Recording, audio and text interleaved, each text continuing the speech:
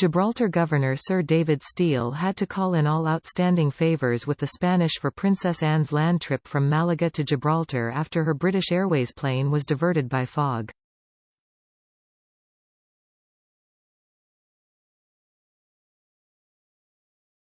But how was Anne, patron of the Rocks Literary Festival, to get back to London on Saturday?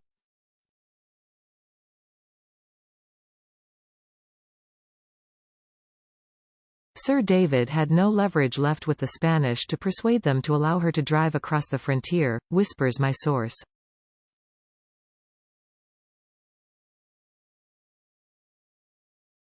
He had to hire a £40,000 private jet for the Princess Royal and her husband Tim.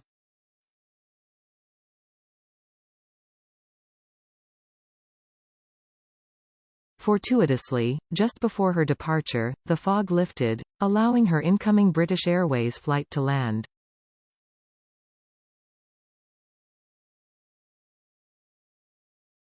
She told a relieved Sir David, "I have a return ticket and I'd prefer to fly BA."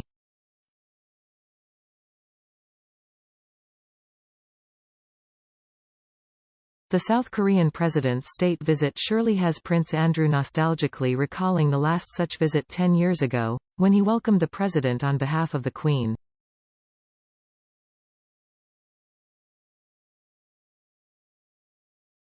In the same week, he gave several audiences, hosted a dinner for the Royal Philharmonic Orchestra, held a meeting for those working in education, attended a grand lunch in the city, visited a nursery and then flew off to visit the troops in Afghanistan.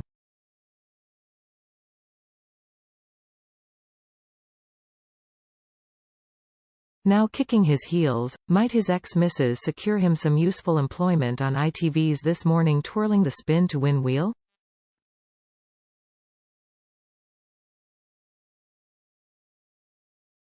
Despite descriptions of nipple clamping and other Hunnish practices, Strictly's Shirley Ballas has given her mum Audrey, 86, an extract of her fruity novel Murder on the Dance Floor to read.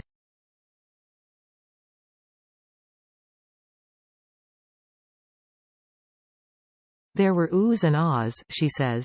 I could hear all these noises from her room.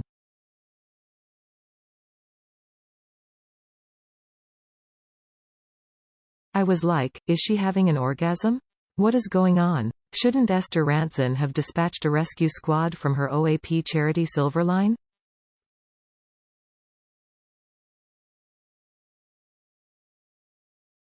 Confirming her neighbor Clare Balding's membership of the delightfully daft sisterhood, Anika Rice recalls her desire to make Clare's acquaintance as she frequently walked past her house.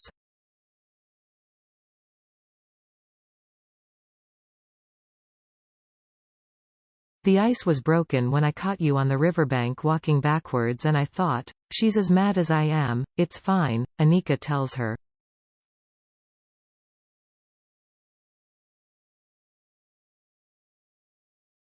And then you found out that my house was actually on your walk and you started ringing the doorbell just to come in for a pee.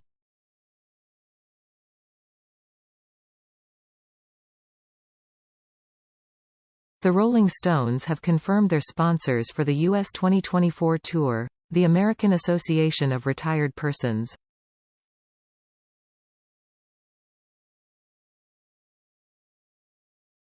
The organization says its elder members will have first dibs on buying tickets from next week before they go on general sale.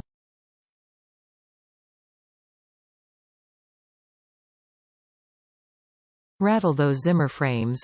Jilly Cooper didn't whinge when her publishers moved a man's hand from a female jockey's bottom on the cover of her 1985 bestseller Riders.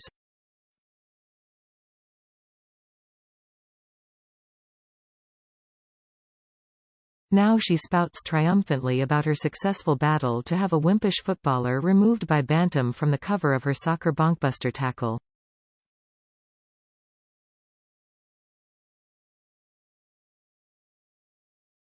I had great rows with them, she trills. The image they wanted was not nearly good enough.